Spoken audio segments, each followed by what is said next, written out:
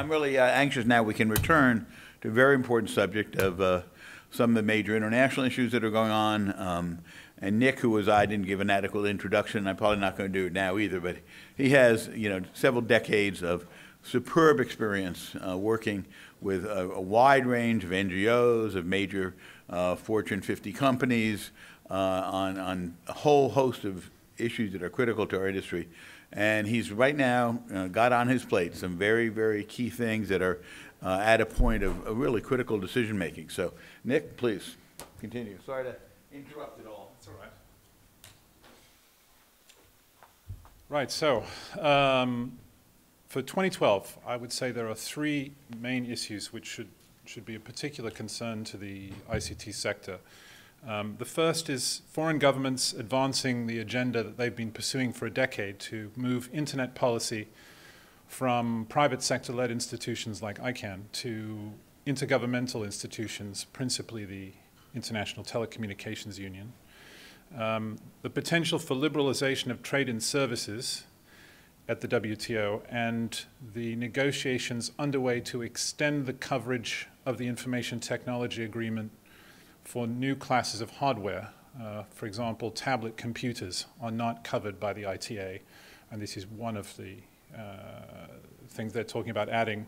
Those negotiations are actually going pretty well. And the third is the World Intellectual Property Organization's leadership and his efforts to get member governments to engage on intermediary liability in both copyright and trademarks.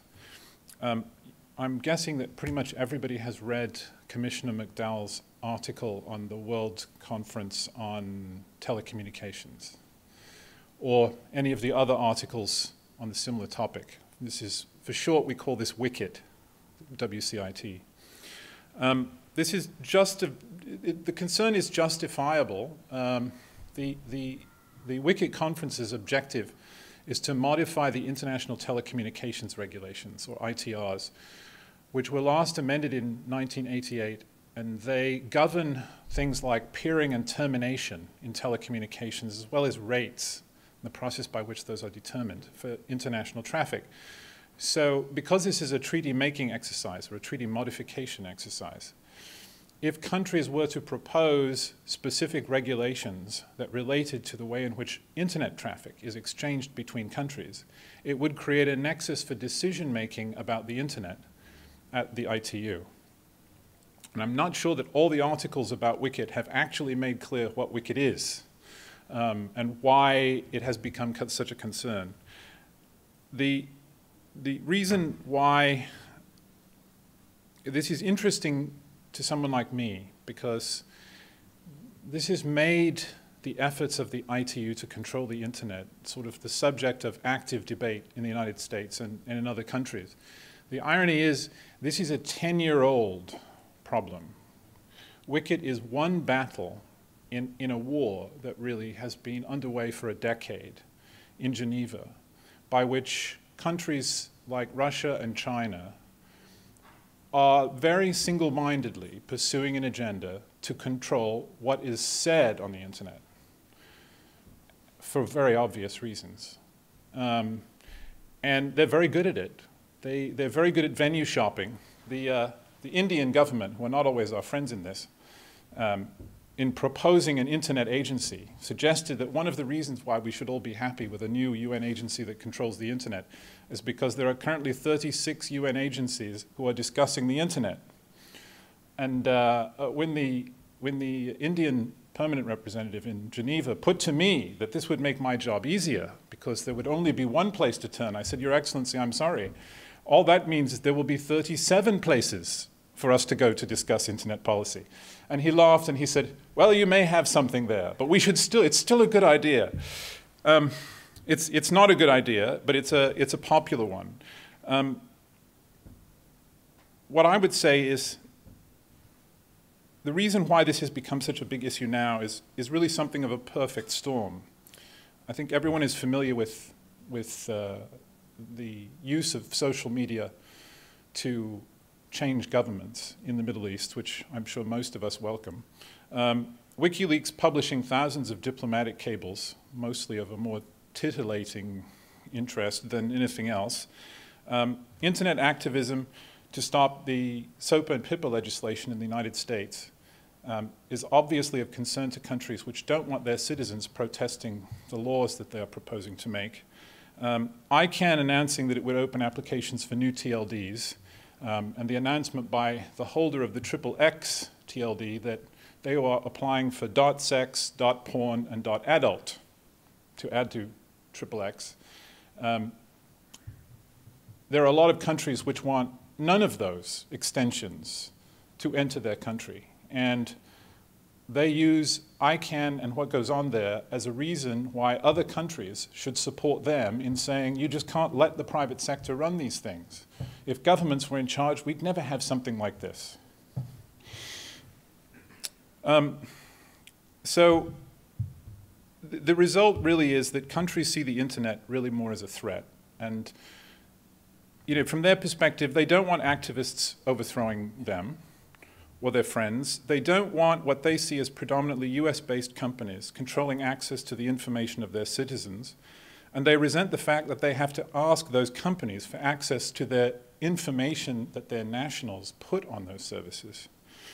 And they object to a US-headquartered company in ICANN potentially inserting into the public internet in their countries new TLDs that they object to on moral or other grounds. Unfortunately, this is all happening in a vacuum of knowledge amongst diplomats, most of whom come from the Ministry of Foreign Affairs, who are interested in politics and not policy, and who don't really understand technology and aren't really interested in whether the result of their discussions leads to good policy. They're interested in scoring diplomatic points, and in a number of cases, they're interested in scoring them against the West, because that is the game that has been played for the last 30 or 40 years. And there are a number of countries which should know better, like India, that continue to play it, even though their ministries at home disagree completely with the policies that they pursue. They're unable to prevent it because they either don't know that it's happening, because their own stakeholders don't know what is happening in Geneva. So the people at home cannot go to their ministry and say, why is foreign affairs doing something that's directly against the interests of our own companies? And they have a pretty simple message, that if governments take control of internet policy, they can put a stop to everything from activism that threatens them to spam, cybercrime, child porn, and whistleblowing. And the leadership of UN agencies like WIPO and the ITU are only too happy to fan these flames because they look relevant as institutions if they're discussing and agreeing upon internet policy, which is why 36 agencies are discussing the internet. It's not because there's a natural agenda for them to discuss there at all. So just to go over the other battles, of which Wicked is one, Russia, China, North Korea, Iran, and others are promoting what they call a cyber arms control treaty. Think about that for a moment and see if you can imagine what that actually is. The objective of this is not to actually stop the weaponization of cyberspace. It's to extend the convention that already exists that in wartime, governments can make decisions about what civil society can do and say in the interests of national security. So if they extend these rules to the internet, it means they can say, I'm sorry, but you can't make that statement. It's against national security. It's really censorship in the guise of arms control, which reminds me a little of Colonel Gaddafi sponsoring human rights prizes.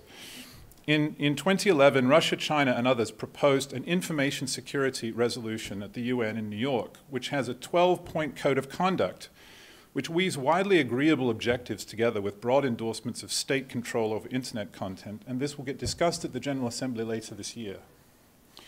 At WIPO, to my surprise, right in front of me, the Russians went through this long discourse on how file sharing was sort of the scourge of the world. All of us who are listening to this were going, well, but we know that the Russians aren't interested at all in file sharing or actually copyright. Where is he going with this? So where he was going with this is that the objective of WIPO's enforcement work on file sharing should be to curb the dissemination of information on the internet. Wonderful. This is just what we need. India and Brazil and South Africa have proposed the creation of a new UN body that would develop and establish international public policies for the internet and integrate and oversee the bodies responsible for technical and operational functioning of the internet, including global standard setting. This is the 37th UN agency. Unfortunately, industry has been pretty disengaged with all of this for all of this time and has only become interested really in the last few months. And I guess what my message to you is better said by a good friend of mine who represents one of Europe's largest telecommunications providers, who when I told him that I was coming here and that I would be speaking about this, he said, tell them that if they engage now, they may not have a major win in 6 months, but if they don't take sustained action, in 6 years, they may not have a business. And I mean, that sounds very alarming, but I don't think that's entirely untrue. You might have a different business. You might have a much smaller business. You wouldn't have the internet that is open for ideas and entrepreneurship that you have now. That is certainly the case. If the Russian and Chinese model of top-down control is the one that is bought into. So now that I sound like the prophet of doom, on the World Trade Organization, there's a much better story to tell. Now that the member states have agreed that the Doha round is finished, the WTO is free from spending another 10 years fighting about agriculture. Well, I'm sure they will continue to fight about agriculture for the next 10 years, but that's not all they will do. There's a group of 19 countries which was started, and this effort was started by the United States to discuss trade in services and the liberalization of trade in services. And the idea that most interests them is the free flow of data on the internet, of creating an internet services agreement. And they're arguing about will it apply on an MFN basis or not? Will it be, part of the GATT system directly or by reference? We had a lunch that we sponsored where Vint Cerf met with 10 of the ambassadors, an additional 4 countries' perm reps, and then counselors from the remainder of the 19, just on Tuesday. And I have to tell you, they really want to do something.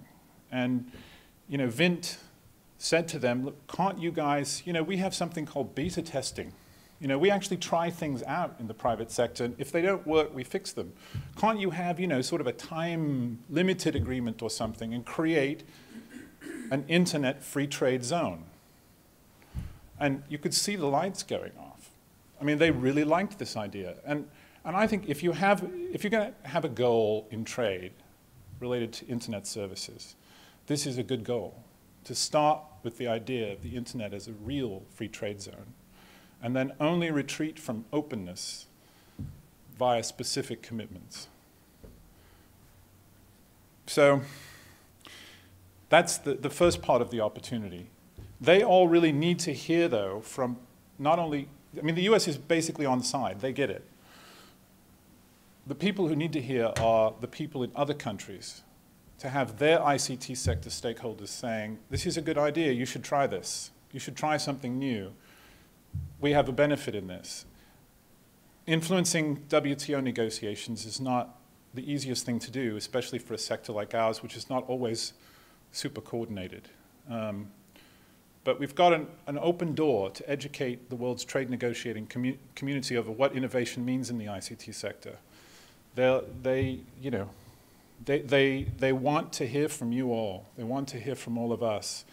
And they're willing to try new things.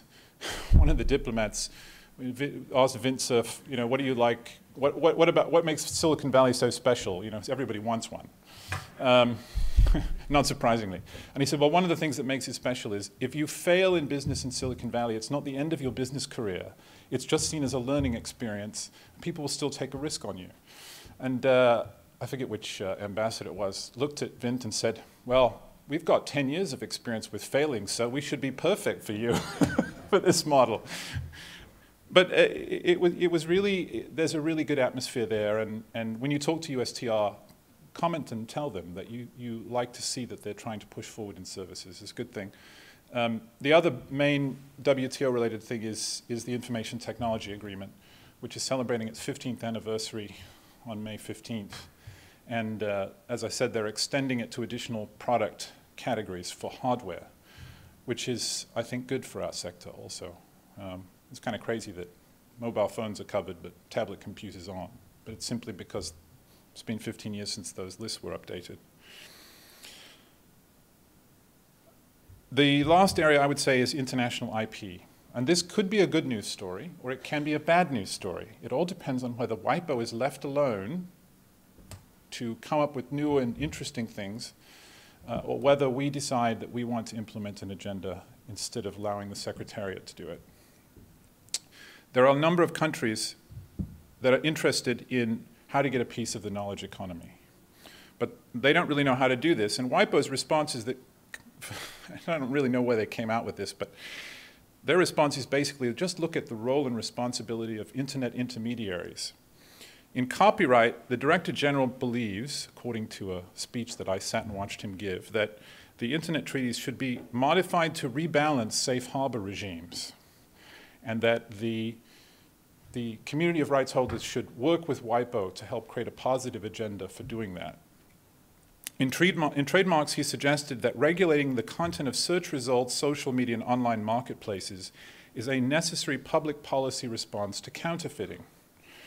Wherever you come out on intermediary liability, I hope we can all agree that having a UN agency decide what can be said, sold, or found online is not the right policy response. On the opportunity side, as you all know, ICANN is about to dramatically expand the domain name space. And there's a lot of controversy about especially the trademark protection mechanisms and whether this is going to just simply be a way for trademark holders to be asked to pay for an endless number of defensive registrations. At the same time, there are no common rules to handle disputes related to the names that are registered. Generic names like .com are dealt with by the UDRP. Country code names have no obligation to have any dispute handling system at all. New generic names, like .brands, will have the UDRP and an additional system. So it's sort of the worst of all worlds in that you have a very large expansion of a very unharmonized system in which some people do nothing to protect the interests of trademarks, and others are required to do quite a lot. And there's a lot of interest in companies to actually say, well, one thing WIPO has done well is administer the UDRP. Maybe we could look at some common elements for brand protection across all TLDs, because ICANN has no ability to affect policy at the country code TLD level. And at the moment, anyway, that's 230-odd TLDs, anything with 2 digits. There's only half a dozen GTLDs, really. Of course, it's about to change. So having some level of commonality in terms of defending your interests and in looking across TLDs, instead of simply looking at individual cases in individual TLDs, which could be for the same names, which creates sort of a venue hopping environment. In copyright, WIPO's member states are currently discussing exceptions and limitations for the blind, for education, and for libraries. But there are a number of member states who are really interested in talking about how copyright is used in innovation-related industries like the ICT sector. And I would suggest to you that since there are so many countries which are looking at revising their copyright systems to take account of the online world, and that at WIPO, twice a year, the heads of the US Library of Congress and every other equivalent agency in the world fly to Geneva to meet and talk about this. It presents a wonderful forum to talk about how copyright is actually used in our sector in different ways by different stakeholders. So that at least when this is being discussed, it's not discussed in an intellectual vacuum. And to quote Ian Hargreaves, the author of the UK Copyright Review, that we aren't looking at policy-based evidence-making, but evidence-based policy-making. In 20 years, we may remember nothing about the Hargreaves report but that phrase. The bottom line is that we can't really leave, we can leave WIPO alone, but their track record of coming up with ideas that actually work for our sector is very poor. And then it will become a problem that has to be solved, like happened with trademarks last year when they attempted to regulate all content for trademarks. But if we stay engaged, we have a chance to actually drive an agenda that works for our sector instead of for everyone else. Like Brussels some years ago, and even Washington not so long ago as far as many companies in our sector were concerned, Geneva is no longer a place that we can just ignore. It's like rolling the dice and hoping that you get a good result. At the moment, CCIA are the only full-time representatives of any ICT sector association that have a presence in Geneva. We joke, me and my colleague Matthias, about this because there's a few countries that only have 2 or 3 delegates. And so we compare notes on how stretched we are. But it's very much to CCI's credit, I think, I have to say, that it decided to be first and to blaze a trail. I fully expect in a few years I may wish a bunch of people had left. But at the moment, we're the only ones there. And I really thank Ed for, and my colleagues for the foresight to be first. Most people don't like to be first. They'd rather follow than lead. So I'm a lucky man. I have a good job defending the internet in a, feels like being in an NGO really when you're talking about free expression. You know, and my NGO friends go, what is this? You actually, I get paid nothing, and you actually get paid decently, and you're saying the same thing I'm saying. How do I get your job? And I said, I don't know. Nick, thank you very much. Everyone know we have about 5 minutes, maybe a little bit more for some questions. I want to make sure we have that opportunity. Congressman Issa is on his way then, but I did want people to have a chance to interact and ask you some questions. I know you've got a tremendous amount of info to continue to Oh, no, I'm impart, done. That was it. Your timing was perfect. I was finished. So let me open it up to any questions.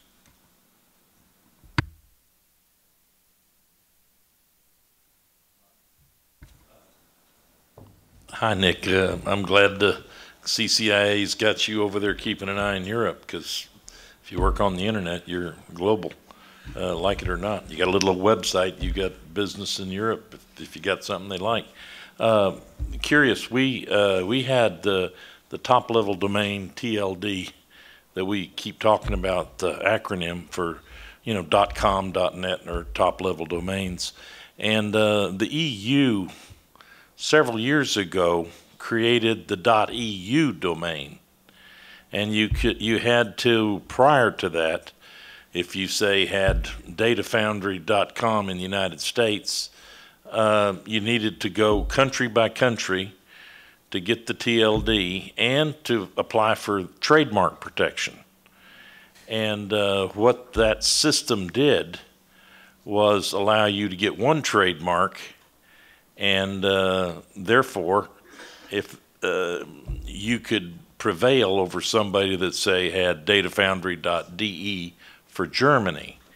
And they had a system, which I don't know if ICANN's going to do this with their GTLDs, and that is they gave folks that already had a trademark on the core prefix to the TLD a grace period to apply, and would have a preference in time by applying for that domain. Is there any talk of that? I mean, I thought it was pretty rational. We applied for .eu, and we already had it trademarked, and we had, you know, attorneys in the Netherlands still use them. And then we pushed off the German interloper, who was trading on the name, but we didn't have to file a lawsuit. He just saw, you know, the EU regimen, and that it was inevitable we would win. It's just a question, and he assigned it back to us. So I saw that system work for us, cost us counsel in Europe, which is cheaper than here. And you know, are you seeing that, or? Well, I mean, you could talk for a long time about the new GTLD program and how it works. There are greater protections for exactly the scenario that you are mentioning in the new GTLD program there's also a considerable amount of latitude depending on the type of TLD that is being applied for in the new GTLD round. There are additional protections, it's true, but it's not really the same as, oh, I can apply in one place and protect myself across all TLDs. This is one of the big shortcomings. But I think I'm being... Have a seat here and you guys can take it. Yeah.